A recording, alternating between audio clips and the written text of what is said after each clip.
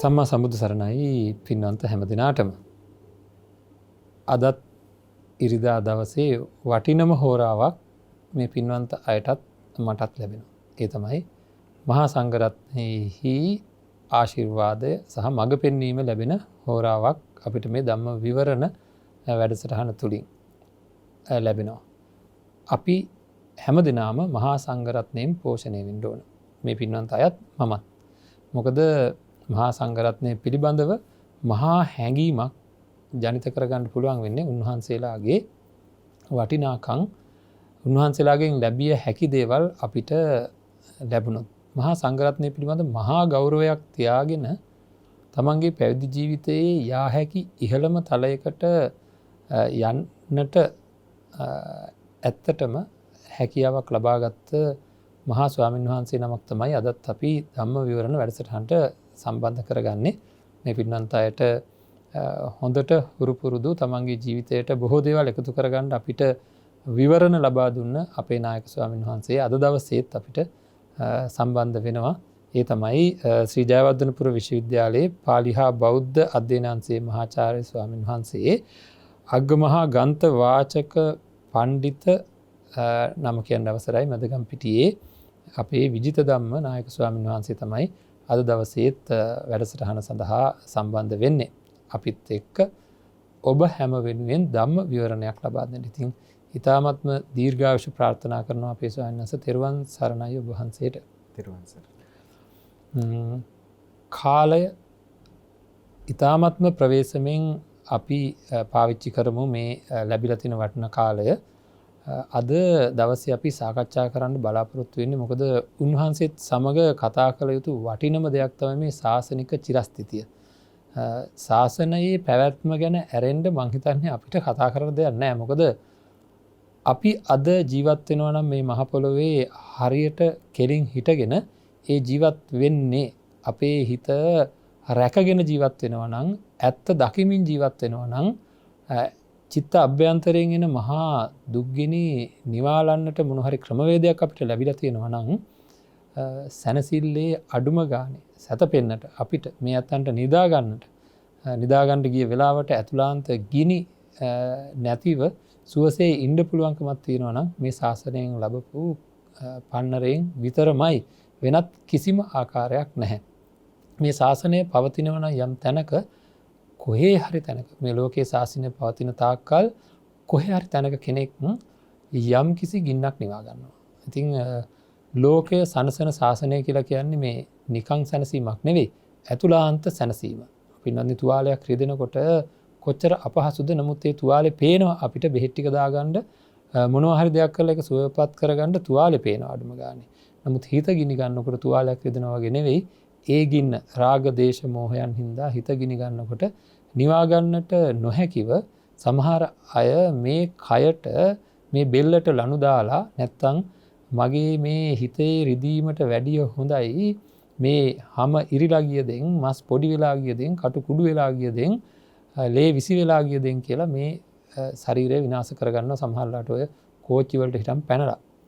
ඉතින් මේ ඔක්කොම හිතේ ගිනි, මේ ගිනි සම්පූර්ණයෙන් නිවා ගන්නට අපිට ලැබිච්ච ශාසනය තමයි අපි ලත් මහා උරුමය.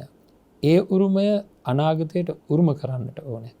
හැබැයි ඒ උරුමය අනාගතයට උරුම කරන්නට නම් ඉස්සෙල්ලා ඒ උරුමය අපි උරුම කරගන්න ඕනේ. මං හිතන්නේ ඒක තමයි අපි දැනගත යුතු, තේරුම් ගත යුතු කාරණා. උරුමය උරුම කරගන්නවා කියලා කියන්නේ අපි හිතමු නිදානයක් අපිට තියෙනවා කියලා. අපේ පිය උරුමයෙන් ලැබිච්ච ගිහි කෙනෙකුට තියෙනවා නිධානයක් පිය උරුමයෙන් ලැබිච්ච. ඒ නිධානය එයා ගත්තේ නැත්නම් අනාගතයට ඒ නිධානය ලබා දෙන්න පුළුවන් කමක් නැහැ. ඒ වගේ අපිට උරුම වෙලා තියෙන උරුමය උරුම කරගන්න ඕනේ ඉස්සෙල්ලා. එතකොට තමයි ඒ උරුමය අනාගතයට උරුම කරන්න පුළුවන්කම තියෙන්නේ. අද අපේ ගෞරවනීය ස්වාමීන් වහන්සේගෙන් මම ඊ타ත්ම නමස්කාර පූර්වකව ඉදිරිපත් කරන උන්වහන්සේට පළවෙනි ගැටලුව තමයි මේ අද බොහෝ ප්‍රකට කාරණයක් අපේ ගෞරවනීය නායක හාමුදුරනේ මේ ධර්මයේ විකෘති කිරීම කියන එක.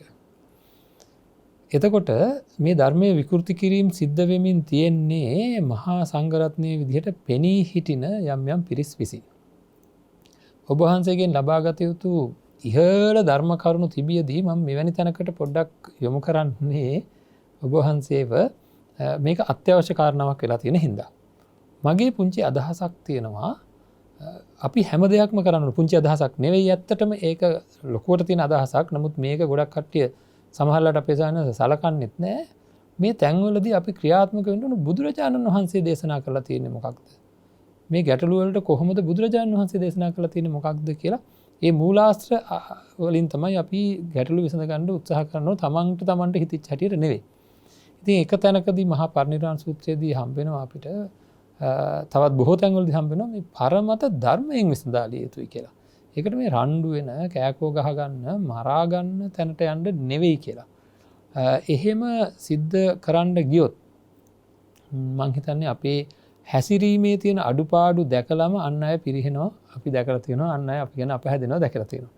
ඉතින් ධර්මයෙන් පරමත ධර්මයෙන් විසඳාලනවා කියන තැන ඉඳගෙන මේ විකෘති කරන ධර්මයේ විකෘති කරන පිරිස්වලට ඉතා සාධාරණ පිළිතුරක් ධර්මයේ තුලින්ම ලබා දීමට නේද අපි උත්සාහ කළ යුත්තේ කියන අදහස ගැන ඔබ වහන්සේගෙන් විමසන්න මම පළවෙනියෙන්ම කැමතියි. තිරුවන් සරණයි හැම දිනාටම. අපේ ජීවිතයට ජයග්‍රහණී මාවත පෙන්වන ජයමග රූපවාහිනී නාලිකාවේ නිර්මාතෘ අපේ උඩුදුම්බර කාශ්‍යප ස්වාමීන්ද්‍රයන් වහන්සේගෙන් අවසරයි. අපේ රටේ ජීවත් වෙන බෞද්ධ මහජනතාව ඇතුළු ලෝකවාසී බෞද්ධ මහජනතාව ඉතා දැඩිව කල්පනාවට ගත යුතු කාරණයක් උන්වහන්සේ අපිට මතක් කරලා දුන්නේ. අපේ ජීවිතයට ධර්මයේ කොහොමද එකතු කරගන්නේ කියන කාරණය.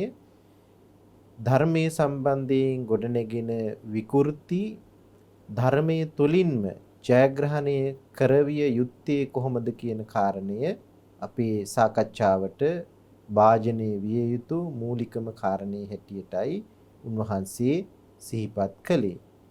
බුදුරජාණන් වහන්සේගේ ධර්මය ඉන්දියාවේ විවිධ වූ අදහස් උදහස් සමුදායක් තිබිච්ච කාලයක ඇතිවෙච්ච පහළ වෙච්ච එහෙම නැතිනම් හටගත්ත ධර්මයක් හැටියටයි අපි මුලින්ම අවබෝධ කරගන්න ඕනේ. බුදුහාමුදුරුවෝ ධර්ම දේශනා කළේ උන්වහන්සේට දැඩිව විරුද්ධ වූ පිරිසක් ඉඳපු සමාජයක, විශේෂයෙන්ම බ්‍රාහ්මණ සමාජය මුල් බැසගත් ඉන්දියානු සමාජයේ තමයි බුදුහාමුදුරුවෝ මුලින්ම ධර්මයේ දේශනා කළේ. ඒ කාලේ ජෛනයොත් හිටියා, ජටිල ආජීවකාදී තවත් විශාල පිරිසක් හිටියා. මේ පිරිස් මැද තමයි බුදුහාමුදුරුවෝ උන්වහන්සේගේ ධර්මය අපිට ඉදිරිපත් කරලා තියෙන්නේ. ඒ කාලෙත් බුදුහාමුදුරුවන්ගේ ධර්මයට විරුද්ධ වූ අදහස් උද්ගත වුණා, ඇති වුණා, පහළ වුණා. ඒ හැම අවස්ථාවකම බුදුහාමුදුරුවෝ ධර්මයෙන් තමයි පරවාද මතනය කළේ. එහෙම නැතිනම් විරුද්ධව නැගීගෙන එන අදහස් මැඩ පැවැත්වුවේ බුදුහාමුදුරුවෝ ධර්මයෙන්මයි. ඒ ආදර්ශය අපිට තියෙනවා. ඒ නිසා ලංකාව වාගේ සමාජයක ධර්මයේ විකෘති කරන පරිසරයක් තුල කාශ්‍යප හාමුදුරුවෝ සිහිපත් කළා වාගේ කෑ ගහලා අඬ දබර කරගෙන රණ්ඩු සරුවල් කරගෙන අපිට ධර්මයේ ජයග්‍රහණය කරවන්න පුළුවන්කමක් නැහැ.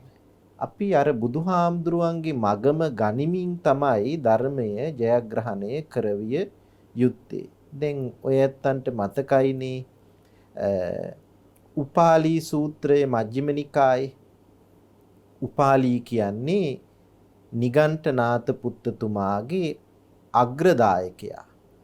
දීඝතපස්සී කියන නිගණ්ඨනාත පුත්තතුමාගේ මහා ශ්‍රාවකයා උපාලි ගෘහපතියා ළඟට ඇවිදිලා බුදුහාමුදුරුවෝ ඉදිරියට එයාව මෙහෙයවනවා. ඔබතුමා ගිහින් බුදුහාමුදුරුවන්ගෙන් මේ ගැන අහන්න. මොකක්ද මේ කාය දණ්ඩ, වචී දණ්ඩ, මනෝ දණ්ඩ කියලා තුනක් අපේ ධර්මයේ තියෙනවා. ඒ වුණාට ඔබ උගන්වන්නේ ඒක කාය කර්ම, වචී කර්ම, මනෝ කර්ම කියලා. එතකොට මේ අතර තියෙනවනේ ගැටුමක්. මේකට උත්තර දෙන්න. එතකොට බුදුහාමුදුරුවන්ගේ ධර්මය යාළගේ විදිහට අර්ථකථනය කරන්න උත්සාහ කරගෙන බුදුහාඳුරුව ළඟටම ගිහිල්ලා බුදුහාඳුරුවන්ගෙන් ප්‍රශ්න අහන්න උපාලිව මෙහෙයුවා දීඝතපස්සී. මේක කෙටවීමක් වගේ දෙයක්. එහෙමයි. එතකොට බුදුහාඳුරුව මෙතනදී උපාලි ගෘහපතියාට බැන්නෙත් නෑ. එලෙව්වෙත් නෑ. දොස් කිව්වෙත් නෑ. කතා කළා. ධර්මයේම පැහැදිලි කළා. කාය කර්ම, වචී කර්ම, මනෝ කර්ම ගැන බුදුහාඳුරුව ඉතා ලස්සන පැහැදිලි කිරීමක් කළා. මේ විදිහෙන් තමයි කාය කර්ම ඇති වෙන්නේ. මේ විදිහෙන් වාක් කර්ම, මනෝ කර්ම ඇති වෙන්නේ කියලා. මේ කතාවේ අවසානයේට එළඹුණාම උපාලි ගෘහපතිය බුදුහාඳුරන්ගේ ශ්‍රාවකයෙක් වුණා. ශ්‍රාවකයෙක් වෙලා බුදුහාඳුරන්ට කියනවා අදින් පස්සේ මං නිගණ්ඨයන්ට නම් දන් දෙන්නේ නැහැ.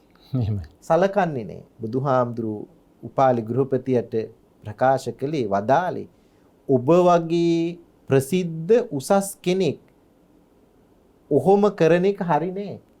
එහෙම කරන්න හිතන්න එපා.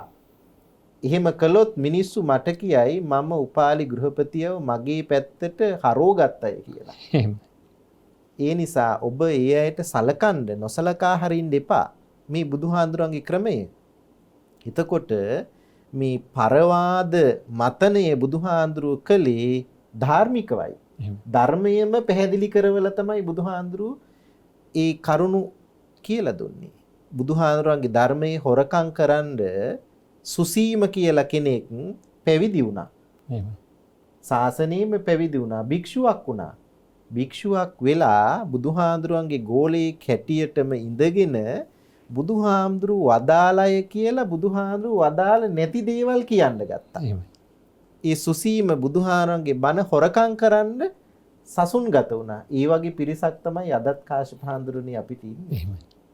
ඒ නිසා අපි හැමෝම ලංකාවේ හාමුදුරුවරු හැටියට කල්පනාවට ගත යුතු වැදගත්ම කාරණය තමයි නිවැරදිව බුදුහාඳුරුවන්ගේ ධර්මය කියවලා තේරුම් අරගෙන අනික් අයට ඉදිරිපත් කරන්නේ කොහොමද කියන කාරණේ. ඒ හැකියාව අපි ලබන්නේ කොහොමද? ලැබිය යුත්තේ කොහොමද කියන එක ගැන හිතලා මේ ධර්මයට විරුද්ධව ඇතිවෙන අදහස් ප්‍රතිබාහනය කරන්න. එහෙම නැතිනම් ඒවා යටපත් කරලා දාන්න, ඒවා නැති කරලා දාන්න අපි ධර්මයේ පාවිච්චියට ගන්න ඕනේ. උදාහරණ හැටියට දැන් ධර්මයේ විකෘති කරන අය ත්‍රිලක්ෂණයේ පිළිබඳව කරන පැහැදිලි කිරීම බුදුහාමුදුරන්ගේ ධර්මයට ප්‍රතිවිරුද්ධයි. එහෙමයි. අනික ඒ වුණාට ඒක මිනිස්සුන්ට ආකර්ෂණීය ආකාරයට ඉදිරිපත් කරනවා. නිවැරදි කාරණේ දන්නේ නැති කෙනාට ඒ කාරණේ කොහොම පැහැදිලි කළත් ඒක නිවැරදි. නිවැරදි. එහෙමයි. ඒක තමයි අපිට වෙලා තියෙන්නේ කාශ්‍යප හාමුදුරුවනේ. මිනිස්සු නිවැරදිව වටහා නොගෙන ඉන්න නිසා මිනිස්සුන්ට කොයි දේත් හරි. එහෙමයි. හැබැයි නිවැරදි දේ දන්න කෙනාට වැරදි දේ ඉදිරිපත් වෙනකොට දැනෙනවා එය වැරදි කියලා. එහෙමයි. එතකොට මේ බුද්ධ ධර්මයේ වැරදි ලෙස අර්ථකථනය කරන අයට අපි පිළිතුරු දිය යුත්තේ ඒ වැරදි දේ ධර්මානුකූලව විග්‍රහ කර දීමෙන් මිසක් වෙනත් ක්‍රමයකින් නෙවෙයි. ඒ නිසා ත්‍රිලක්ෂණයේ පටිච්ච සමුප්පාද වාගේ ධර්ම අපි නිවැරදිව වටහාගෙන ඒ පිළිබඳ අර්ථකථන හොඳට කියවලා තේරුම් අරගෙන තමයි ඒ වැරදි මතවාද ප්‍රතික්ෂේප කරන තැනට එළඹෙන්න ඕනේ කරන්නේ. බුදුහාමුදුරුවන්ගේ අගුණ කියන අයත් ඉන්නවා. දැන් පැවිදි වෙලා බුද්ධ ශ්‍රාවකෙක් හැටියටම හිස මුඩු කරගෙන කහසිවුරු දරාගෙන ඇතැම් අය බුදුහාමුදුරුවන්ටම නිඳා කරනවා. මේත කාලේ අපි ඒක ඉතාම ඉහළින් දැක්කා. හරියට අර බ්‍රහ්මජාල සූත්‍රයේ නිදාන කතාව වගේ. හරි. මම එන්නේ එතෙන්ටයි කාශ්‍යප හාමුදුරුවෝ. එතකොට මේ බ්‍රහ්මජාල සූත්‍රයේ නිදාන කතාවේ කියවෙන හැටියට බුදුහාමුදුරුවන්ගේ අගුණ කියනකොට එහෙමයි. ධර්මයේ අගුණ කියනකොට සංඝයාගේ අගුණ කියනකොට බුදුහාමුදුරුවෝ කිපුනේ නෑනේ. එහෙමයි. බුදුහාමුදුරුවෝ වෙනස් වුණේ නෑ. සංඝයා වහන්සේට උපදෙස් දුන්නා කිපෙන්න එපා කියලා. උපදෙස් දුන්නා බැනලා හරියන්නේ නෑ. එහෙමයි. රණ්ඩු කරලා හරියන්නේත් නෑ. අවලාද කියලා හරියන්නේත් නෑ. ඒ අයට නිନ୍ଦා අපහාස කරලා හරියන්නේත් නෑ.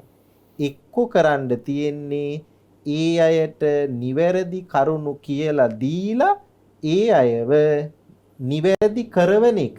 එහෙමයි. අපේ ධර්මයේ තියෙන ඊටා වැදගත් මූල ධර්මයක්නේ කාශ්‍යප හාමුදුරුවනේ. බුද්ධිහේසා භික්කවේ අරියස්ස විනේ යෝ අච්චයන් අච්චයතෝ දිස්වා යථා ධම්මං පටිකරෝති. යම් කෙනෙක් වැරැද්ද හැටියට දැකලා ඒක නිවැරදි කරගන්න අවශ්‍ය කටයුතු කරනවා නම් ඒක තමයි බුද්ධ ධර්මයේ දියුණුව කියලා කියන්නේ. ඒ නිසා බුද්ධ ධර්මයේ ආරක්ෂා කරගන්න නම් මේ විකෘති ධර්ම ඉදිරිපත් කරන අය එක්ක ගැටෙන්න එපා. එහෙමයි. රණ්ඩු කරගන්නත් එපා. පුළුවන් තරම් නිවැරදිව බුද්ධ ධර්මයේ ප්‍රකාශ කරවලා එහෙමයි. ඉදිරිපත් කරවලා තමයි ධර්මයේ බබළුවන්න ඕනේ. මතකයිනේ පංචාලී පුත්ත විසාක හාමුදුරුවන්ට බුදුහාඳුරුව බොහෝම ලස්සන නිර්දේශයක් දුන්නා. ඒ තමයි භාසයේ ජෝතයේ ධම්මං පග්ගන්හි ඉසීනං ධජං. පංචාලී පුත්ත හාමුදුරුව ගැන බුදුහාඳුරුව ඇහැව්වා ඈත පළාතක මේ හාමුදුරුව ඉන්නකොට හරියට අනුග්‍රහ කළා අනික් අයට. කොහොමද අනුග්‍රහ කළේ? නිවැරදිව ධර්මයේ කියලා දීලා. ඒ නිසා බුදුහාඳුරුව නිර්දේශයක් කළා මොකක්ද? භාසයේ ජෝතයේ ධම්මං. හොඳට කියලා දීලා හොඳට ප්‍රකාශ කරලා හොඳට ඉදිරිපත් කරලා මේ ධර්මයේ බබළුවන්න ඕනේ. භාසයේ කියන්නේ ධර්මයේ ප්‍රකාශ කරන්නේය. ජෝතයේ කියන්නේ ධර්මයේ බබළුවන්නේය. ප්‍රකාශ කරලා ධර්මයේ බබළුවන්න ඕනේ. ඒ නිසා විකෘති ධර්ම ප්‍රතික්ෂේප කරන්න පුළුවන් වෙන්නේ නිවැරදි ධර්මය ඉදිරිපත් කළොත් කියන කාරණේ අපි හොඳට වටහා ගන්න ඕනේ. හැම හාමුදුරු කෙනෙක්ම වටහා ගන්න ඕනේ. ඉතින් අපිට තියෙන ප්‍රධාන ප්‍රශ්නේ කාශ්‍යප හාමුදුරුවනේ නිවැරදි ධර්මය දැනගන්නේ කොහොමද? ඒකට අවශ්‍ය කරන සම්පත් හොයාගන්නේ කොහොමද? එහෙමයි. ඔබ වහන්සේගේ ජයමග නාලිකාව ඊට ප්‍රබල රුකුලක් සපයනවා කියලා මා කල්පනා කරනවා. බුද්ධ ධර්මයේ නිවැරදිව දැනගෙන විරුද්ධවාද ප්‍රතික්ෂේප කරන්න අවශ්‍ය ශක්තිය හාමුදුරුවන්ට ලබලා දෙනවා. මිනිස්සුන්ටත් පොදු මහ ජනතාවටත් ලබලා දෙනවා. එහෙම කළොත් තමයි බුද්ධ ධර්මයේ රැකගන්න පුළුවන් වෙන්නේ. එහෙමයි අපේ සන්නහස මේ ඒ සඳහා ඔබ වහන්සේලාගේ ආශිර්වාදය සහ මඟ පෙන්වීම අපිට නිබඳව නිරතුරුව ලැබෙන බව අපි දන්නවා. ඒක අපි බලාපොරොත්තුත් වෙනවා. ඉදිරි කාලයේදී තවදුරටත් බොහෝ වැඩ කටයුතු සිද්ධ කරන්නට තියෙවි. බුදු මගෙන් තොර අපි මේක මේ ජය මඟ කියලා අපේ සයන්හන්ස මේ සඳහන් කරන්නේ. නමුත් අපි දකින දේ තමයි බුදු මගින් තොර ජය මඟ නැත කියලා. මොකද මනසක් නිවැරදි කරන්නට ඕන කෙනෙක් නිවැරදි වෙන්න නම් මනස නිවැරදි කරන එකම මඟ බුදු මගමයි. අනිවාර්යයෙන්ම කාශ්‍යප හාමුදුරුවනේ මේ ප්‍රතිපදාව මංගල ප්‍රතිපදාව. බුද්ධ ධර්මයේ කියන මේ දෙය අටුවාවේ මජ්ක්‍ධිම නිකායේ අටුවාවේ අඳුන්වලා තියෙනවා. සීක සූත්‍රයේට අටකතා ලියන තැනදී අපේ බුද්ධඝෝෂ හාමුදුරුවෝ මේ සීක ප්‍රතිපදාව කියන්නේ මේ ශාසනයේ තියෙන වඩ්ඩි පටිපදා මංගල පටිපදා කියලා. අභිවෘද්ධියේ මාර්ගය. ජය මඟ. ඊළඟට මංගල මාර්ගය මගුල් මග තමයි මේ බුද්ධ ධර්මයේ කියලා කියන්නේ. දේශයේ නංවන, ජාතිය නංවන, බෞද්ධකම ඉහළ යවන, මිනිසත්කම වර්ධනය කරන එකම මාර්ගය තමයි මේ බුද්ධ ධර්මයේ කියලා කියන්නේ. එහෙමයි.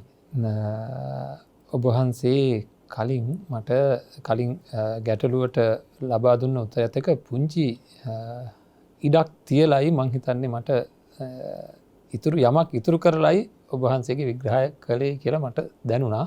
ඉතින් මම එතනින්ම ආරම්භ කරන්න යන්නේ මේ මහා පරිනිර්වාණ සූත්‍රය තුල මහෝපදේශ 4ක් දේශනා කරලා තියෙන තැන සිව්වණක් පිරිසටම බුදුරජාන් වහන්සේ සඳහන් කරනවා. මම කෙටියෙන් මතක් කරොත් අපේ සාන්නස මේක පුංචි ප්‍රවේශයක් ලබා ගන්න මේ කොහොමද ධර්මය හඳුනාගන්නේ කියලා. බුදුරජාණන් වහන්සේගේ අභියස ඉඳලා මම අහගත්තා කියලා ස්වාමීන් වහන්සේ නමක් කිව්වත් ඒක පිළිගන්න එපා.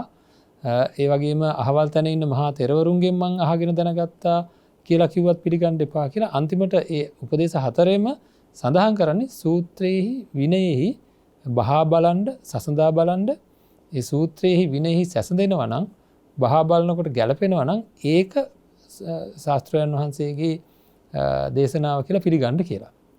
දැන් එතකොට ඔබ වහන්සේ අවසානයේදී නවත්තනකොට ඊට ඉස්සෙල්ලා ගැටලුවේදී මේ මූලාශ්‍ර හොයාගන්නේ කොහොමද මිනිසුන්ගෙන් කියන එක ගැන ඉඩක් තියලයි මම හිතන්නේ නැවැත්වේ කියලා. ඉතින් අද අපේ ස්වාමීන් වහන්සේ මේ අපි පොඩි කාලෙත් ඇත්තටම අපි අහලා තිබුණේ බණ පොත කියලා. ස්වාමීන් වහන්සේලා බණ කියන බණ පොතෙන් බලලා තමයි කියලා ඇත්තටම නමුත් ඒෙන් අපි පෝෂණය වුණා. නමුත් අද මේ බණ පොත ඕන තරම් අපේ අතට ගෙන්න ගන්න උපක්‍රම ඇත්තටම තියෙනවා. අතේ තියෙන දුරකථනයට පවා මේ ත්‍රිපිටක ග්‍රන්ථවල අන්තර්ගතය ගෙන්න ගන්න ඕන නම් කෙනෙකුට පුළුවන්. නමුත් මේක හැදෑරීමේ ප්‍රශ්න තියෙනවා. හදාරන්න ඕන ආකාරය ගැන බොහෝ දෙනා දන්නේ නැහැ. අටුවා ටීකා ගැන වැරදි මත හරියට තියෙනවා. ඇත්තටම අපේ ස්වාමීන් වහන්සේ අපේ ප්‍රේක්ෂකයින්ටත් මටත් ඇත්තටම ප්‍රයෝජනයක් වෙන ආකාරයට අපි ඔබ වහන්සේගෙන් විමසන්නේ යම් කිසි සූත්‍රයක් අරගෙන ඒ සූත්‍රය හැදෑරීමේදී දැන් සමහර අය පාලි දන්නේ නැහැ. එතකොට සිංහල පරිවර්තනයකුත් තියෙනවා. ඊට අමතර අටුවාව තියෙනවා, ටීකාව තියෙනවා. මේ දේවල් භාවිතා කළ යුත්තේ එක එක මත තියෙනවා. මේවා ඉස්සෙල්ලා අටුවාව, ඉස්සෙල්ලා ටීකාව බලලා සූත්‍රය බලන්න ඕනේ. නැත්තම් මේවා තනියම බලලා කොහොමත්ම බෑ කල්යාණ මිත්‍රයන්ව තමන්ගේ ගුරු උපදේශ සහිතව මේවා බලන්න ඕනේ බලද්දී. ඒ වගේ දැන් මේ ප්‍රේක්ෂකයාට අපි හරි පණිවිඩයක් දෙන්න ඕන අපේ ස්වාමීන් වහන්සේ කොහොමද සූත්‍රයක් හදාරන්නේ කියලා. ඒක මම හිතන්නේ අපි හැමෝටම ඉතාම වැදගත් වේවි. ඔබ වහන්සේ වැනි වික්ත භික්ෂුන් වහන්සේ නමගේ විශාරද බහුශ්‍රත භික්ෂුන් වහන්සේ නමකගෙන් මේ කඩයිමට ළඟා වෙච්ච ඒ කඩයිම පහු කරපු භික්ෂුන් වහන්සේ නමකගෙන් කොහොමද මේ සූත්‍ර ධර්මයක් හදාරනකොට අපි දැක්විය යුතු ප්‍රතිපත්තිය මොකක්ද කියලා ඔබ වහන්සේට ඇත්තටම අදහසක් ඉදිරිපත් කරන්න පුළුවන්ද? ඊටාම වැදගත් ප්‍රශ්නයක් කාශ්‍යප හාමුදුරුවනේ ඉදිරිපත් කළේ. අපි හැමෝම අපේ අවධානයට ගත යුතු කාරණයක් තමයි මේ සූත්‍ර හැදෑරීම අපි කොයි විදිහටද කළ යුත්තේ කියන මේ කාරණේ. ඇත්තටම අර මහාපදේශ පිළිබඳව ඔබ වහන්සේ මතක් කළා. අපිට පුළුවන්කමක් නැහැ කිසිදු අවස්ථාවක මේ බුද්ධ ධර්මයේ සම්බන්ධයෙන් අදහස් අපේ අදහස් හැටියට ඉදිරිපත් කරන්න. එහෙමයි. ඔබ වහන්සේ ඍජුවම මතක් කළා මහාපදේශවල මම මේ දෙය මේ සංඝයාගෙන් අසාගත්තාය කියලාවත්. එහෙම නැතිනම් ව්‍යක්ත බහුශ්‍රුත මහා තෙරවරුන්ගෙන් අසාගත්තා කියලාවත්. මේ ව්‍යක්ත බහුශ්‍රුත මේ එකම හාමුදුරුවන්ගෙන් අහගත්තා කියලා ඔය කොයි හැටියකට සඳහන් කරගෙනවත් බුද්ධ ධර්මයේ පිළිබඳව අදහස් උදහස් අපිට ගොඩනගන්න බෑ. ඊළඟට තමන්ගේ අදහස කියන එකත් ඊටාම දුර්වල එකක්. අටුවාවේ කෙලින්ම පැහැදිලි කරලා තියෙනවා අත්තනෝ මතිපන සබ්බ දුබ්බලා කියලා. තමන්ගේ අදහස අත්තනෝ මතිය කියන එක හැම දෙයකටම වඩා දුර්වල දෙයක්. දැන් අද නම් අපි කියනවානේ මේක මගේ අදහසයි කිව්වහම හුඟක් අය හිතනවා එයාගේ අදහස එහෙනම් බොහොම හොඳ එකක් ඍජු එකක් වෙන්න ඇති එහෙම කියලා. නමුත් බුද්ධ ධර්මයේ නම් තමන්ගේ අදහස කියන එක පල්ලෙහාමයි තියෙන්නේ. එහෙමයි. ඒ නිසා ඒ ගැනත් ඔබ අවධානය යොමු කරගන්න. අපේ බුදුහාමුදුරුවන්ගේ ධර්මය සංග්‍රහ වෙලා තියෙන්නේ ත්‍රිපිටකය තුල අපි කවුරුත් දන්න හැටියට විනය පිටකය, සූත්‍ර පිටකය, අභිධර්ම පිටකය කියලයි මේ පිටක නම් කරලා තියෙන්නේ. සම්පූර්ණ වශයෙන් ගත්තහම ත්‍රිපිටකයේ ග්‍රන්ථ ප්‍රමාණය 31ක් වෙනවා අපේ ලංකාවේ සම්ප්‍රදාය අනුව.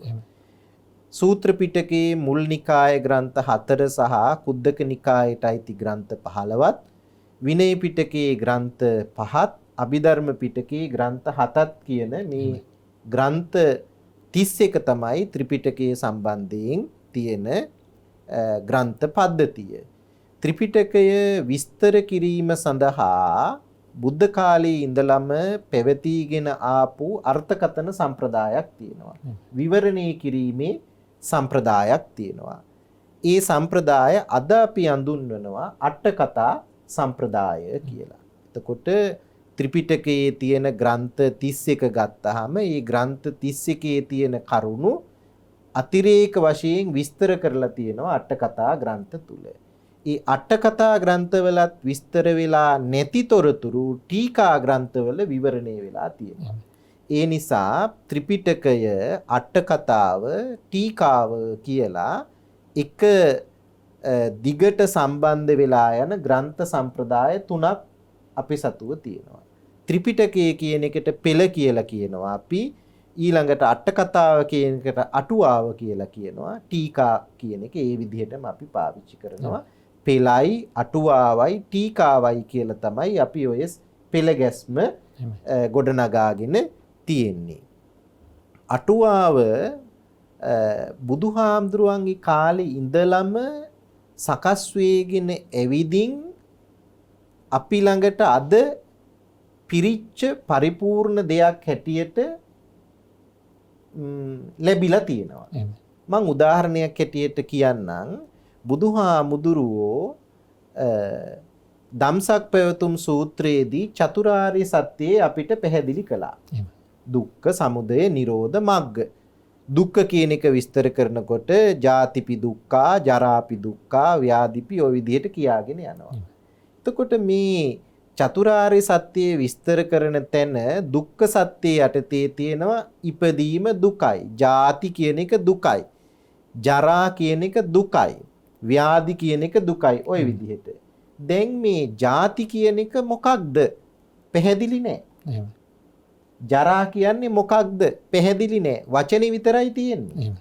ඒ නිසා සරියුත් හාමුදුරුවෝ ඔය දේශනාව අරගෙන ආචික්කනා, දේශනා, පඤ්ඤපනා, පට්ඨපනා, විවරණා, විභජනා, උත්තානී කම්ම කියන ක්‍රම 7න් විස්තර කරලා දුන්නා.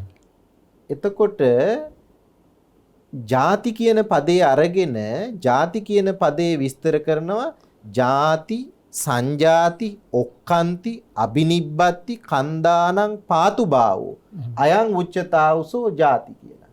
එතකොට ಜಾති කියලා කියන්නේ අර්ථ පහකින් සරියුත් හාමුදුරුවෝ විස්තර කරලා දෙනවා.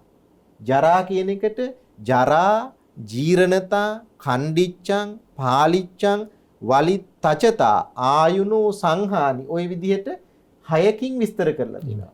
බුදුහාමුදුරුවන්ගේ ධර්මයේ තියෙන වචන විවිධ පැතිවලින් විස්තර කරන ක්‍රමයක් අට කතාවේ තියෙනවා. ඒක බුද්ධ කාලේ ඉඳලම පැවතීගෙන ඇවිදිලා අද අපි ළඟට පාලි අට කතා කියන නමින් ලැබිලා තියෙනවා. එතකොට ඒ සම්ප්‍රදාය බුද්ධ ධර්මයේ විවරණය කරන සම්ප්‍රදාය. සූත්‍රයක් අපි අධ්‍යයනය කරනකොට දීඝනිකාය ගත්තොත් අපි දීඝනිකාය බ්‍රහ්මජාල සූත්‍රයනේ පළවෙනි සූත්‍රය, සාමාන්‍ය ඵල සූත්‍රය දෙවෙනි සූත්‍රය, මජ්ක්‍ධිම නිකායේ සූත්‍ර 152යි. ඉතින් විතක්ක සන්ඨාන එක සූත්‍රයක්. මේ සූත්‍රයක් ගත්තාම අපි ඉස්සෙල්ලාම මේ සූත්‍රය ත්‍රිපිටකයේ තියෙන්නේ කොහොමද කියන එකයි දැනගන්න ඕනේ. අනික් ඒවා බලන්න යන්න ඕනේ ඉස්සෙල්ලා.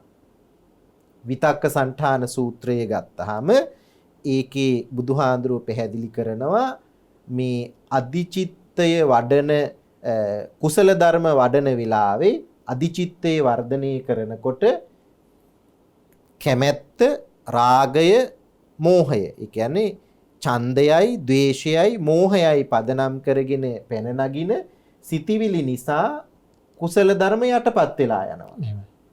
ඒ වෙලාවේදී අනුගමනය කරන්න පියවර 5ක් බුදුහාමුදුරුවෝ ওই සූත්‍රයේදී උගන්වනවා. එතකොට මේ සූත්‍රය අපි ඉස්සෙල්ලා කියවලා බලන්න ඕනේ පෙළේ තියෙන ආකාරයට. එතකොට ඔය සූත්‍රයේ දැන් තියෙනවා අධිචිත්තයේ වඩනකොට චන්දූප සංහිත, දෝසූප සංහිත, මෝහූප සංහිත මේ චේතනා මේ සිතිවිලි අපි ළඟට එනවයි කියලා. එතකොට මොකද්ද මේ ඡන්දය කියන්නේ? මොකක්ද මේ ද්වේෂය කියන්නේ? මොකක්ද මෝහය කියන්නේ කියන එක දැනගන්න අපි යන්න ඕනේ අටුවාවට. එහෙමයි. ඊළඟට මේ රාගයයි, ද්වේෂයයි, මෝහයයි පදනම් කරගත්ත සිතිවිලි නිසා මේ කුසලසිත වෙනස් වෙනකොට ඒක නැති කරගන්න පියවර 5ක් බුදුහාමුදුරුවෝ උගන්වනවා. මේ පියවර 5 එක පියවරක් තමයි ඒ වෙලාවේ තියෙන අකුසල් සිත වෙනුවට කුසල් සිතක් ඇති කර ගැනීම කියන එක. ඊළඟ එක තමයි ආදීනව සලකා බැලීම. ඊළඟ එක තමයි ඒ අමතක කොට දැමීම. ඒවට හරි ලස්සන උපමාත් තියෙනවා සූත්‍රයේ විස්තර කරලා. එතකොට සූත්‍රය අනුසාරයෙන්ම අපි ඔය කරුණු ටික ගලපගෙන යන්න ඕනේ. දැන් සූත්‍රයේ තියෙනවා අකුසල් සිතක් ඇති වුණාම ඒක යටපත් කරලා දාන්න අනුගමනය කරන්න ඕනේ ක්‍රමේ. කියන්නේ අසති අමනසිකාරෝ ආපජ්ජිතබ්බෝ කියලා විතරයි කියන්නේ. උපමාවකින් දෙනවා පණුව වැහෙන මලකුණක් ඔඩොක්කුවට වැටුනහම ඒක පැත්තකට විසි කරලා දාලා ගණන් ගන්නේ නැතිව ඉන්නවා වාගේ පුළුවන් වෙන්න ඕනේ හිත ඇතුළට එන අකුසල් සිතිවිලි නැති කර අමතක කරලා දාන්න. පැහැදිලි මදි. අටුවාවට යනකොට අටුවාව උගන්වනවා මේ හිතේ නැගෙන සිතිවිල්ල නැති කරන්න නම් අමතක කරලා දාන්න නම් මෙන්න මේ වගේ ක්‍රමත් අනුගමනය කරන්න පුළුවන්. ළඟ තියෙනවා මල්ලක්. අපි ගමන් යනකොට අරන් යනවනේ අත්මල්ල. අත්මල්ලේ දාගෙන යනවනේ උවමනාම කරන දේවල් ටික. අටුවාව කියනවා තරහ සහගත සිතිවිල්ලක් ඇති වුණොත් ගමනක් බිමනක් යනකොට මල්ලට අත දාන්න. අත දාලා මල්ලේ තියෙන්නේ මොනවද කියන එක බලන්න. මල්ලේ තියෙන බඩු ටික එළියට අරගෙන මේ දේනේ මේ දේනේ ආයෙත් මල්ලට දාන්න. එහෙමයි. හාමුදුරුවරුන්ට උගන්වනවා මුට්ටි පොත්තක කියලා එකක් තියෙනවා. මිටේ තියාගෙන මේ අත්මිටේ තියාගෙන යන පොතක් තියෙනවා. ඉක්මනින්ම මුට්ටි පොත්තක පෙරලලා බලන්න ඒකේ තියෙන දේවල් හයියෙන් කියවන්න. එහෙමයි. ඊළඟට කියනවා අටුවාවේ අලුත් වැඩ කරන්න පටන් ගන්න. නව කර්මාන්ත කරන වැඩේ නවත්තලා අලුත් වැඩක් පටන් ගන්න. අලුතෙන් ආරම්භයක් දෙන්න. එතකොට පරණ දේවල් අමතක වෙලා යනවා.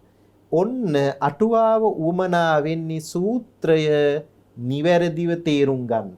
නිවැරදි විවරණය ලබන්න ඊළඟට ඒ සූත්‍රයෙන් උගන්වන ධර්ම කරුණු ප්‍රායෝගිකව තමන් ජීවත් වෙන පරිසරය තුළ පිළිපැදිය යුත්තේ කොහොමද කියන එක දැනගන්න අටුවා විස්තරය අපිට ඉතාම වැදගත්. ඒකෙත් නැතිනම් තොරතුරු ටීකාවට යන්න පුළුවන්.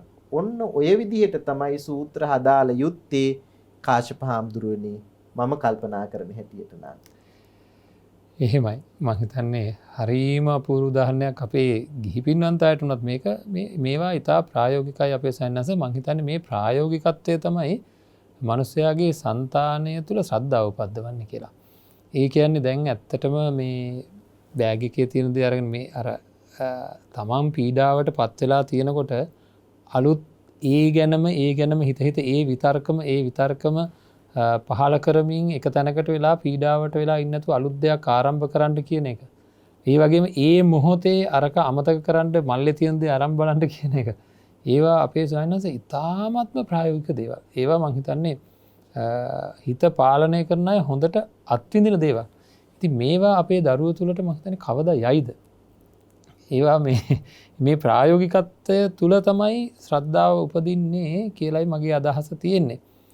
ඉතින් අපේ සයන්ස මේ අටුවාව කොහෙන් පහළ වුණාද කියන ගැටලුව.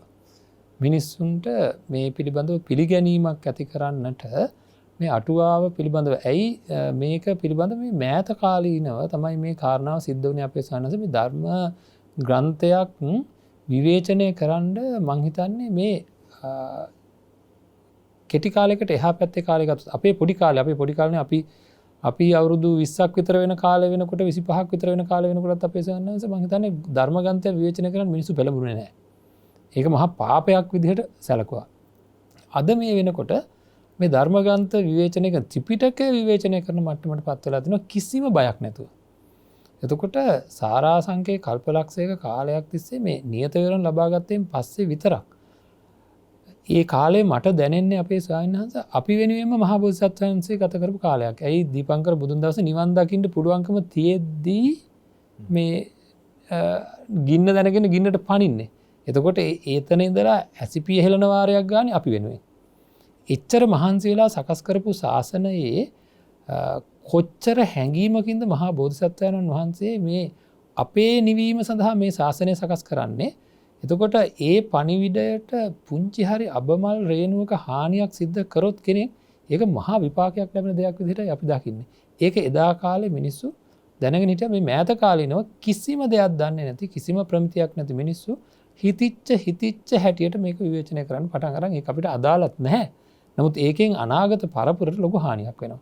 සමහර අය මේ සිංහල භාෂාව ගැන දන්නේ නැහැ. සමහර අය සිදුහත් කුමාරයාට නඩු දාන්න ඕන කියලා මම දැක්ක කතාවක් තියෙනවා. ඒ වගේ පිස්සු දේවල් පවා තියෙන යුගයක අටුවාව ප්‍රතික්ෂේප කරමින් කටයුතු කරන ස්වභාවයකට එක්තරා කඩයිමක ඉඳලා මේක හැරෙනවා අපි අත්දැක්කා. එක්තරා තැනක ඉඳලා හැරෙනවා. ඒ තැන කොතනද කියලාත් අපි සාකච්ඡා කළ යුතු නැහැ. නමුත් අපි දන්නවා. අපිට තේරුණා ඒක යම් තැනක ඉඳන් තමයි මේ හැරෙන්නේ කියලා මේක. ඉතින් අපේ ස්වාමීන් වහන්සේ මෙන්න මෙතනදී අපිට දැනගත යුතුව තියෙනවා පැහැදිලිවම මේ අටුවාව අපිට පිළිගන්න මූලාශ්‍ර විදිහට පිළිගන්නට සූත්‍රයට විවරණයක් ලබා දෙන්න මේ අටුවාව පිළිගන්නට අපිට තියෙන සාධක. ඒ සඳහා අපිට තියෙන හයිය මොකක්ද කියන එක ගැන අපි මං හිතන්නේ අපේ ප්‍රේක්ෂකයන්ව දැනුවත් කරොත් වඩා වටිනවා කියලා. අපි බුදුහාමුදුරුව පිළිබඳව බෞද්ධ සාහිත්‍යයෙන් තමයි කරුණු අවබෝධ කරගෙන තියෙන්නේ. එහෙමයි. බුදුහාමුදුරුවන්ගේ චරිතය පිළිබඳව උන්වහන්සේගේ දේශනාවලින්ම අපිට කරුණු අවබෝධ කරගන්නත් පුළුවන්. එහෙමයි. හුඟක් බෞද්ධ පොදු මහ ජනතාවට බුදුහාමුදුරුව පිළිබඳ චිත්‍රය ගොඩනැගිලා තියෙන්නේ බෞද්ධ සාහිත්‍ය හරහා. විශේෂයෙන් සිංහල සාහිත්‍යයෙන් අපිට ලබා දීපු තොරතුරුත් එක්ක බුදුහාමුදුරුව දේශනා කරපු ධර්මයේ තුලම උන්වහන්සේගේ චරිතය විවරණය වෙලා තිනවා. ඒ ගැන දන්නවා නම් ඇත්තටම බුද්ධ දේශනාව මොකක්ද කියන එක අවබෝධ කරගන්නත් ඉතාම පහසුයි. බුදුහාමුදුරුව මුලින්ම ධර්මයේ දේශනා කරන්න කල්පනා කළේ හොඳ පරිචයක් ඇති අයට. එහෙමයි. කරුණු කාරණා අවබෝධ කරගන්න පුළුවන් අයට තමයි බුදුහාමුදුරුව මුලින්ම ධර්මයේ දේශනා කරන්න කල්පනා කළේ. කාටද? ආලාර කාලාම. එහෙමයි. රාමපුත්ත උද්දක මේ අයට. ඒ අය උසස් දැනුමක් තිබිච්ච අය. ඊළඟට පංචවග්ගීය භික්ෂූන්ට. එතකොට මේ අය දැනුමේ ඉහළ තල වල ඉඳපු අය. ඒ නිසා කෙටියෙන් කියපු දෙයක් ඊටාම පැහැදිලි වේ අයට තේරුම් ගැනීමේ වාතාවරණේ වටපිටාව තිබුණා. මොකද විමුක්තිය පිළිබඳව ලොකු හැදෑරීමක් ඒ අය තුල තිබුණා. ඒ නිසා මුල් කාලේ බුදුහාඳුරු අදාළ ධර්මය බොහොම කෙටි හැබැයි අදාළයි තේරුම් ගත්තා. බුදුහාඳුරු ජනප්‍රිය පුද්ගලයෙක් වෙලා උන්වහන්සේගේ ධර්මයේ ජනප්‍රිය වෙනකොට පොදුවේ හැම දෙනා අතරටම මේ ධර්මයේ ගියා. ඒ වෙලාවේදී හැමෝටම තේරුම් ගන්න බැරි වුණා. ඒකට උපක්‍රමයක් බුදුහාඳුරුව පැහැදිලි කළා. දීර්ඝව කරුණු පැහැදිලි කිරීමේ උපක්‍රමය. එහෙමයි. ඒක විවිධ සූත්‍රවලදී අපිට දැක ගන්න පුළුවන්. බ්‍රහ්මජාල සූත්‍රයේ ගත්තොත් එහෙම ඒකේ මේ හින්දා මේ දේ මේක මෙහිමයි කියා කරුණෙන් කරුණ කරන පැහැදිලි කිරීමක්. සාමාන්‍ය ඵල සූත්‍රයේ අජාසත් රජුරවන්ට මේ මහානකමේ ඵලය මේ හින්දා ඇති වෙනවා. මේකත් මහානකමේ ඵලයක්. මේකත් මහානකමේ ඵලයක් කියලා කරුණෙන් කරුණ විස්තර කරලා දුන්නා. අඩුම ගානේ මේ ගෞරව කරන එකේ ඉඳන්ම. අනිවාර්යයෙන්ම. ඉතින් සමහර තැන්වලදී බුදුහාඳුරුව ඊටා කෙටියෙන් කරුණක් පැහැදිලි කියලා දීපුවාම අහගෙන ඉන්න අය කිව්වා අපිට තේරෙන්නේ නැහැ කෙටි වැඩි දිග්ගස්සලා දෙන්න. චූල කම්ම විභංග සූත්‍රයේදී බුදුහාඳුරු කෙටියෙන් වදාළේ කම්මං සත්තේ විභජති යදිදං හීන පනීතතා යාති. මිනිස්සුන්ගේ උස් පහත්කම් ඇති වෙන්නේ කර්මයේ හින්දා. කර්මය තමයි මිනිස්සුන්ගේ උස් පහත්කම් ඇති කරවන්නේ කියලා වදාළහම අනේ අපිට මේක තව පැහැදිලි කරලා දෙන්න, දිග්ගස්සලා දෙන්නයි කියලා ඉල්ලීමක් කළා. එතකොට බුදුහාරු පැහැදිලි කළා මෙන්න මේ විදිහේ වැඩක් කළොත් මේ විදිහේ ප්‍රතිඵලයක්. මේ විදිහේ වැඩක් කරපුවාම දීර්ඝාෂ ලැබෙනවා. මේවා කළොත් එimhe දීර්ඝාෂ නෙමෙයි අල්පායුෂ්කයි කියලා කරුණු පැහැදිලි කළා. බුදුහාමුදුරුවන්ගෙන් තමයි පටන් ගත්තේ මේ කරුණු වැඩිපුර විස්තර කිරීමේ ක්‍රමය. ඕක තමයි අට කතාව කියන්නේ. මම මුලින් පැහැදිලි කරලා දුන්නා සරියුත් හාමුදුරුවෝ කොහොමද බුදුහාමුදුරුවෝ ಜಾති කියපු වචනය විස්තර කරලා දුන්නේ පස් පැත්තකින්. ජරා කියපු වචනේ හය පැත්තකින් විස්තර කළේ කොහොමද? එතකොට බුදුහාඳුරුවන්ගෙන් වගේම බුදුහාඳුරුවන්ගේ වඩාත්ම බුද්ධිමත් ශ්‍රාවකයන්ගෙන් මේ ධර්මයේ විස්තර වුණා. බුදුහාඳුරුව කෙටියෙන් වදාළ ධර්මයේ විස්තරාත්මකව දේශනා කරන්න එක්කෙනෙක්පත් වුණා. ඒ තමයි මහා කච්චායන හාමුදුරුවෝ. සංක්ෂිප්ත ධර්මයේ විස්තර කරන හාමුදුරුවෝ අතර අග්‍රස්ථානීය ලැබුවේ මහා කච්චායන හාමුදුරුවෝ.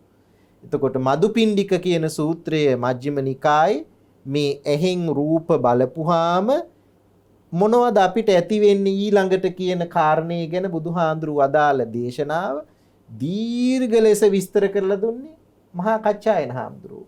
එතකොට බුදුහාමුදුරුවෝ පටන් ගත්ත කෙටි කරුණු විස්තර කරලා දෙන්න. ඒක උන්වහන්සේගේ ශ්‍රාවකයෝ දිගට අරගෙන ගියා. බුදුහාඳුරුවෝ වැඩ ඉඳපු කාලයම ඒ ක්‍රියාවලිය සිද්ධ වුණා. උන්වහන්සේ පිරිනුවම් පෑවට පස්සේ ඒ හාමුදුරුවරු මේක දිගට පවත්වාගෙන ආවා ගුරු ශිෂ්‍ය පරම්පරාවෙන්. තුන්වෙනි ධර්ම සංගායනාව වෙනකනුත් ඒක ආවා.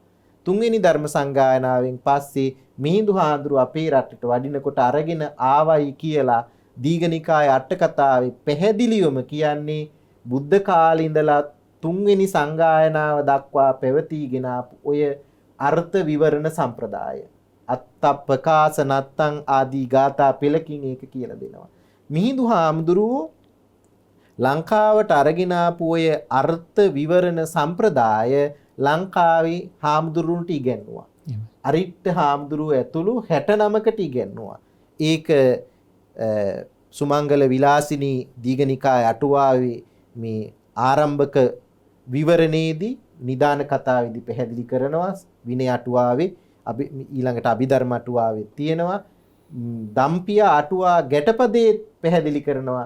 මගද බසින් වැටෙමින් ආ බුදු කැලි අටුවා හෙළදිව් ඇජුරෝ හෙළ බසින් තුබූහු කියලා. බුද්ධ කාලේ ඉඳලා පාලියෙන් පැවතීගෙන ආපු අටුවා අපේ ලංකාවේ හාමුදුරුවරු හෙළදිව් ඇජුරෝ ලංකාවේ ආචාර්යවරු හෙළ බසින් තැබුව සිංහලෙන් ඉදිරිපත් කළා. එතකොට පැවති බුද්ධ කාලේ ඉඳලම විවරණ සම්ප්‍රදාය ආවා. ලංකාවට ආවට පස්සේ ඒක සිංහලෙන් ඉගෙනුවා. සිංහල අයට හොඳට තේරුම් ගන්න. ඊළඟට ක්‍රිස්තු වර්ෂ 5 වෙනි සතවර්ෂයේදී සිංහලෙන් පැවතීගෙන ආපු ඒ අර්ථ විවරණ ග්‍රන්ථ පාලි භාෂාවට ආරෝපණය කළා බුද්ධඝෝෂ හාමුදුරුවෝ ඇතුළු ආචාර්යවරු. ඒක ලොකු අනුමැතියක් යටතේ. ඒක කළේ අපට නෙමෙයි. එහෙමයි. බුද්ධඝෝෂ හාමුදුරුවෝ පැහැදිලිවම කියනවා දීපාන්තර වාසීන්ගේ ප්‍රයෝජනෙට තමයි මම මේ සිංහලෙන් තියෙන ඒවා ටික පාලියෙන් තියන්නේ. පාලි ක්‍රමයෙන් තියන්නේ. අපට නෙමෙයි. බුද්ධඝෝෂ හාමුදුරුවෝ වැඩි ಭಾರತೀಯ ආන්ధ్‍ර දේශයෙන්. එහෙට තමයි මේ ටික හැදුවේ. හැබැයි අවාසනාවකට අපි අපේ දේ රැකගෙන නෑ. ඒ අය අපේ දේ රැකගෙන ඉතුරු කරලා තියෙනවා. ඒවා තමයි අද පාලි අට කතා කියලා අපි ළඟ තියෙන්නේ. එතකොට දැන් කාශ්‍යප හාමුදුරුවනේ පැහැදිලි වෙන්න ඕනේ. අට කතා පටන් ගත්තේ කාගෙන්ද? බුදුහාමුදුරුවන්ගෙන්. රහතන් වහන්සේලාත් ඒව අරගෙන ආවා ලංකාවටත් ආවා. ලංකාවේ සිංහල භාෂාවෙනුත් තිබුණා. ඒව තමයි අද අපේ පාලි භාෂාවෙන් රැකිලා අපිට ඉතුරු වෙලා තියෙන්නේ පාලි අට කතා ග්‍රන්ථ කියලා. ඒ නිසා අටුවා කියන්නේ මොනවද? ඒවා අපි ළඟට ආවේ කොහොමද කියන එක දැන් පැහැදිලි ඇති මං කල්පනා කරනවා. මං හිතන්නේ අපේ ජීවිතවලට මේ දේවල් අපි දැනගන්න ඕන. පුදුමේ කියන්නේ එක ස්වාමීන් වහන්සේ නමක් අපූර්ව අදහසක් ඉදිරිපත් කරා අපේ ස්වාමීන් වහන්සේ මේ අටුවා විවේචනය කරන්නේ අටුවාවක් දැකලවත් නැති අය කියලා. අටුවාවක් දැකලවත් නැති අය කියලා. ඉතින් ඇත්තටම අපි යමක් විවේචනය කරනවා නම් යමක් දැනගෙන කරන්න ඕනේ. මහා පාපයන් සිද්ධ කරගන්න හොඳ නැහැ. බුද්ධඝෝෂ හාමුදුරුවෝගේ චරිතය පුංචි කාලේ ඉඳන් ඒ චරිතය ගොඩ නැගිච්ච හැටි සහ මේ සිද්ධිය සිද්ධ වෙච්ච ආකාරය පිළිබඳව අධ්‍යයනය කරපුවාම කිසිදු සැකයක් ඇති වෙන්න හේතුවක් නැහැ බුද්ධඝෝෂ හාමුදුරුවෝ පිළිබඳව. ඉතින් මේ නොයෙකුත් මත ඉදිරිපත් කරන අය අපි ඉදිරි කාලයේදී මේ මූලාශ්‍රවල තියෙන ආකාරයට උන්වහන්සේලා ඒවා කරේ ඇයි? උන්වහන්සේලාට පුංචි කාලේ නම් තිබ්බ ශ්‍රද්ධාව මොකද්ද? උන්වහන්සේට තිබ්බ අභියෝග මේ හැරෙන්නවත් බෑ. උන්වහන්සේලා ජීවිත කාලේ කරලා තියෙන ක්‍රියාවන් අරගෙන බලපුවාම අපිට හැරෙන්නවත් පුළුවන්කමක් නැහැ. ඉතින් මනුස්ස ජීවිතයක ඒ ආයුෂයක් තුළ එච්චර වැඩ ගොඩක් කෙනෙකුට කරන්න පුළුවන්ද කියලා අපිට පුදුම හිතෙනවා අපේ ස්වාමීන් වහන්සේ ඒ චරිතය අරගෙන බලනකොට. ඉතින් මේ ඒකින්ද දැනගත යුතු දේවල් බොහෝමයක් තියෙනවා. ඉතින් ඒකටයි මේ ධම්ම විවරණ වැඩසටහන. ඒකටයි අපිට මේ ගෞරවනීය නායක ස්වාමීන් වහන්සේලාගේ අනුග්‍රහය ඕන වෙන්නේ. ඒකින්ද මේවා හරියට දැනගෙන තේරුම් අරගෙන කටයුතු කරමු. ඒ සඳහා අපි යම්කිසි වැඩපිළිවෙලක් අපේ පින්නන්ත පිරිසට සකස් කරලා දෙන්න ඕනේ දිය යුතුව තියෙනවා. මොකද ජයමග කියන්නේ බුදුමග කියන්නේ ජයමගක් නැහැ බුදුමගින් තොරව.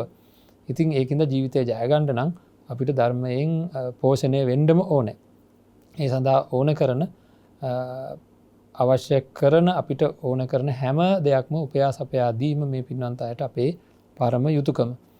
ඉතින් අටුවා ග්‍රන්ථ පිළිබඳව ටීකා ග්‍රන්ථ පිළිබඳව තව ඉදිරියට අපි සාකච්ඡා කරන්න ඉඩකඩ තබා ගනිමින් අද දවසේ අපිට කාලය අද දවසේත් අපිට කාලය හරස් වෙනවා. ඒ නිසාම අද ධම්ම විවරණ වැඩසටහන මෙතකින් නිමාවටපත් කරන්නටයි සූදානම් වෙන්නේ. ඉතින් නිකලස් ආශිර්වාදය ඊටාම වටිනවා. ඉතින් උන්වහන්සේලාගේ ජීවිත සකස් කරගන්නේ දවසින් දවස මොහොතින් මොහොත ධර්මය හදාරන වාරයක් ගානේ කෙලෙස් සිතට පහර වදිනවා. හිත නිකලස් බවට පත් වෙනවා. ඒ තුලින් බොහෝ පින් රැස් කරගන්නවා. අන් අයට මේවා නිවැරදි කරලා දීලා බුද්ධ ශාසනයේ චිරස්ථිතිය සඳහා මහා වැඩ කටයුත්තක් සිද්ධ කරනකොට සිත් පහන් වෙනවා. ඉතින් අපි ඊටාම ගෞරවයෙන් ආරාධනා කරනවා මේ තමන්ගේ සිත පිරිසිදු කර ගනිමින් තමන්ගේ පැවිදි ජීවිතයේ ඉහළම කඩයිමකට ළඟා කරගන්නට ඊටාම වීරියෙන් කටයුතු කරව අපේ ගෞරවනීය ස්වාමීන් වහන්සේට මේ ප්‍රේක්ෂක ජනතාවට අපිට අපි හැම දිනාටම ඔබ වහන්සේගේ ආශිර්වාදය ඊටාම වටිනවා. මේ වෙලාවේ මේ ධර්මයේ ශ්‍රවණය කරපු සියලු දෙනාටම ආශිර්වාද කරන්නට ඔබ වහන්සේට ගෞරවයෙන් ආරාධනා කරනවා. අද අපේ ධර්ම සාකච්ඡාවෙන් අපි ජනිත කරගත් මහා කුසල් බලයෙන් තුනුරුවන්ගේ සූවිසි මහා ගුණ බලයෙන් අපේ ජයමග රූපවාහිනී නාලිකාවේ නිර්මාතෘ උඩුදුම්බර කාශ්‍යප ස්වාමීන්ද්‍රයන් වහන්සේ ඇතුළු මේ හැම දිනාටමත් ලංකාවාසී ලෝකවාසී අපේ බෞද්ධ මහ ජනතාවටත් නිදුක් නිරෝගී සුවය චිරජීවනය දිගාසිරි සම්පත් ලැබේවායි මා ප්‍රාර්ථනා කරනවා. අද දවසේ මේ ධර්ම සාකච්ඡාවේ දායකත්වයේ වශයෙන් සඳහන් කරලා තියෙන්නේ ඇමරිකාවේ කැලිෆෝනියාවේ පදිංචි ශ්‍රියානි නානායක්කාර මහත්මිය කියලයි. ජනවාරි මාසේ 31 වෙනි දින 6 වැනි උපන්දිනයේ සමරන එංගලන්තයේ ස්ටොක්පෝර්ට්හි පදිංචි මෙලානි වොහාරා තිලකරත්න මිනිපිරියට සෙත් ප්‍රාර්ථනා කිරීම තමයි මූලික ආරමුණ වෙන්නේ. ඒ වගේම මේ පරිලෝ යන්නට යෙදුන වසර 2කට උඩදී අභාප්‍රාර්ථ තම ස්වාමිපුරුෂයා වන එච්.එල්. චන්දදාස නානායක්කාර මහතාටත් වසර 3කට උඩදී අභාප්‍රාර්ථ දෙදිනක් වයස ඇති අහිංසා ගම්ලත් මිනිපිරියටත් අභාප්‍රාර්ථ තමන්ගේ දෙමව්පියන් වන දොස්තර සෝමදාස මහතා සහ ටියුරින් මහත්මියටත් පින් පැමිණීම සඳහා මේ පින හේතු වේවා කියලා සඳහන් කරලා තියෙනවා. ඒ වගේම ඇමරිකාවේ කැලිෆෝනියාවේ පදිංචි සිල්වියා විජේතුංග මහත්මියට සෙත් ප්‍රාර්ථනා කිරීමටත් විරංගා තරණ තිලංක හා චමත්කා යන දූ දරුවන්ට තම නෑදෑයන්ටත් කල්යාණ මිත්‍රයන්ටත් සෙත් ප්‍රාර්ථනා කරන්නටත් ගෞරවනීය ස්වාමින් වහන්සේලා දෙනමට ධර්ම දාන කටයුතු ඉදිරියට පවත්වාගෙන යාමට ශක්තිය ධෛර්යය හා නිරෝගී බව ප්‍රාර්ථනා කරනවා කියලා සඳහන් කරලා තියෙනවා. වගේම ලක්වැසි ලෝවැසි සියලු දෙනාටම ධර්ම අවබෝධය ලැබේවායි ප්‍රාර්ථනා කරනවා කියලා සඳහන් කරලා තියෙනවා. ඉතින් අපි වෙනුවෙනුත් සුබ ප්‍රාර්ථනා සිද්ධ කරන මේ පින්වන්ත දායක ඇත්තන් වෙනුවෙන් අපි ප්‍රාර්ථනා කරනවා ඔබ හැම දෙනාටම විදේශගත වෙලා ඉන්න ඒ වගේම ලංකාවේ ඉන්න ඥාති මිත්‍රාදී මේ දායකත්වය දරන ඒ ශ්‍රියානි නානායක්කර මහත්මිය ඇතුළු සුජීවත්ව වාසය කරන හැම දෙනාටම නිදුක් නිරෝගී චිරජීවනය ලැබෙන්නට මේ පින් හේතු වේවා. ඒ වගේම නමින් මිය පරලෝ ගියා වූ සියලුම ඥාති මිත්‍රාදීන්ටත් මේ පින් අනුමෝදන් වේවා. හැම දිනාටම උතුම් නිවනින් සැනසෙන්නට මේ ධර්ම දානමය පුණ්‍ය කර්මය හේතුවක්ම වේවා කියලා ප්‍රාර්ථනා කරනවා. හැම දිනාටම තෙරුවන් සරණයි.